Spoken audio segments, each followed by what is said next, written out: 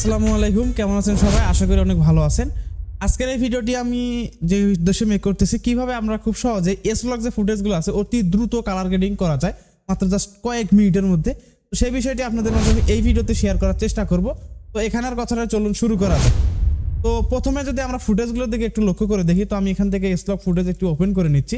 তো দেখতে পাচ্ছেন আমার ফুটেজটা হচ্ছে এসএফ ক্যামেরায় শ্যুট করা। তো এই ক্যামেরার যে ফুটেজটা আছে এটার মধ্যে আমি কালার গ্রেডিং করবো জাস্ট কয়েক মিনিটের মধ্যে।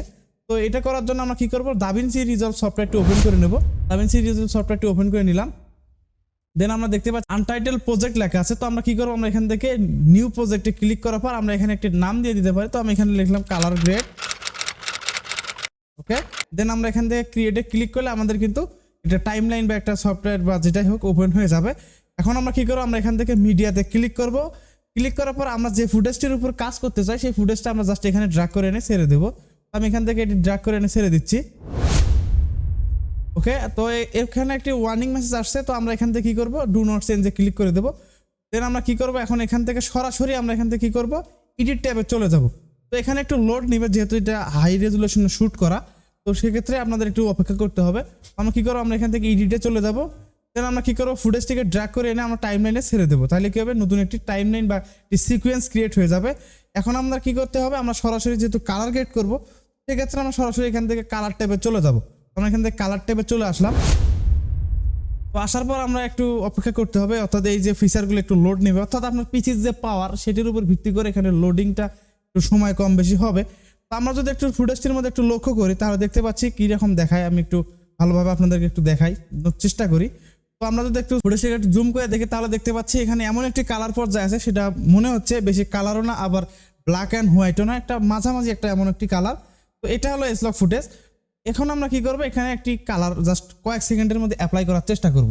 তো আমরা যদি প্রথমে একটা নোট নেব, তো সেক্ষেত্রে আমরা কি করতে পারি, কিবোর্ড থেকে অল্টার বাটন চেপে ধরে এস বাটনে প্রেস করব এবং আমরা কি করব, এটার যে কালার আছে সেটা আমরা অটো কালার করে দেবো। তো সেক্ষেত্রে আমরা কি করব, আমরা এখানে যদি একটু লক্ষ্য করি তাহলে দেখতে পাচ্ছি এখানে দেওয়া আছে একটা অটো ব্যালেন্স আইকন আছে। জাস্ট আমরা যদি এখানে ক্লিক করি তাহলে দেখতে পাচ্ছি মুহূর্তের মধ্যে এটি ব্রাইটনেস অ্যান্ড কন্ট্রাস্ট এটি ঠিক হয়ে যাবে। এখন আমাদের কাজ হচ্ছে আমরা একটি এখানে লাট ব্যবহার করব।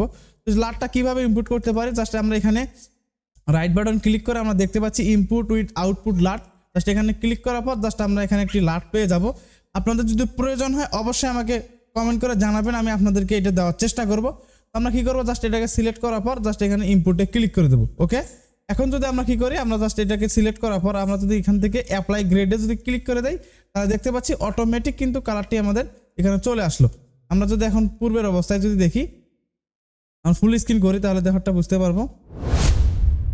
ওকে, আমরা যদি পূর্বের অবস্থায় দেখি তাহলে দেখতে পাচ্ছি আমাদের ফুটেজটা ছিল এরকম। আমরা যে ট্রিকটি অ্যাপ্লাই করলাম সেটির ফলস্বরূপ দেখতে পাচ্ছি ঠিক এরকম। তো মূলত এইভাবে আমরা খুব সহজে লাট ব্যবহার করে DaVinci রিজলভে কিন্তু কালার গ্রেডিংটা করতে পারি। তো এই ছিল আজকের ভিডিও। কেমন লাগলো ভিডিওটি অবশ্যই কমেন্ট করে জানাবেন। দেখাচ্ছে পরবর্তী আর কোনো নতুন কোনো টপিক্সের উপর ভিডিও নিয়ে। তো সে পর্যন্ত সুস্থ থাকুন, ভালো থাকুন। আসসালামু আলাইকুম।